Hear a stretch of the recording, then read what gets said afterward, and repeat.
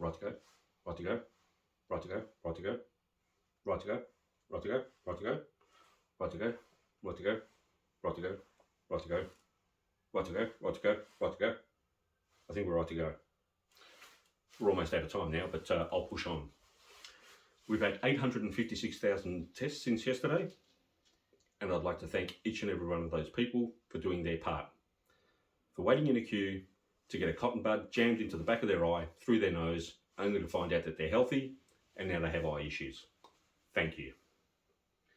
There have been 2 deaths since yesterday. 2. That's how contagious this thing is. One of them was a 112-year-old man with emphysema who started a coughing fit about 6 months ago, and he's been on life support. And the other is a woman in her 90s with dementia, severe pneumonia, gangrene from the hips down, was hit by a bus 12 months ago and been in the coma ever since. Our hearts go out to their family. Of the 856,000 tests, there were 2 cases detected. 2. That's how contagious this thing is. One of them was a hermit on a religious pilgrimage who's been in a cave for the last 30 years and has had no human contact. And the other is a mystery case, which means we don't know where it is. So while it's out there, none of us are safe. So from midnight tonight, I'm calling a stage 15 snap lockdown. So everybody run out, get as much toilet paper as you can carry, get to the supermarket, back your car up to the doors, fill the boot up with toilet paper. You cannot have enough toilet paper. And don't be scared to use your fists. Get that last roll. You cannot have enough toilet paper and you cannot get COVID and have a dirty bum. There's just no way. So there are only 4 reasons to leave your house. One of them is to get takeaway, sit at the park bench with 15 other people all laughing loudly. One of them is to pick up alcohol because it's essential to your survival. To go to a playground wearing activewear, drinking 1 cup of coffee over 6 hours while your kids and other kids wrestle and slobber all over each other.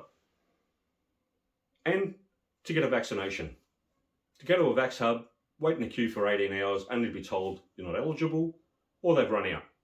They are the reasons. Now, we've all been here before. We all know what to do. Don't do anything stupid. Don't go having a backyard wedding with 138 people all jammed into the back shed with the lights off when the cops come. Don't do that. Don't go down to the park with a blanket on the grass, some subwoofers, a couple of turntables, strobe lights, and a dance floor. That's not exercising. The police are out there, and they want nothing more than to be yelled at by dickheads hurling flares who've got grudges with horses. So there'll be a curfew from 4 p.m. tonight until noon the next day. And if you're found outside your 10-metre radius, you'll be shipped out to New South Wales. That's how we're going to reduce our numbers. And while we're talking about New South Wales, Gladys, can I just say, in your face, I told you so, you laughed at me, and where are you now? I'll tell you where. About 4 days from turning Sydney into a ghost town where you're all driving around in makeshift cars, killing each other for petrol.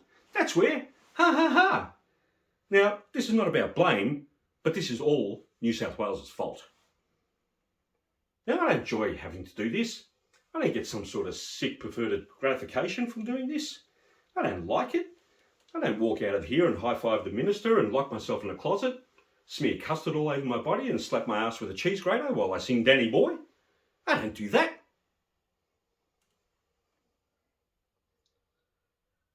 There's only one way out of this, and that's when we're all vaccinated. When we've all had our 15th shot for the 28th variant of COVID, and only then will we be safe. Only then can you come out from under your beds and open the curtains. But until then, none of us are safe. Other countries, they would kill to be where we are. Them with their rock concerts, going to sporting venues, restaurants, swimming at the beach, holding hands in the streets, singing Kumbaya, they would give anything to have the freedom that we have. So I'd like to thank all those who are doing the right thing. And I'd just like to say, we are all in this together. So I'm going to hand over to the Minister for some questions, and I'm going to Lindsay Fox's holiday house. See ya. Ah, my back!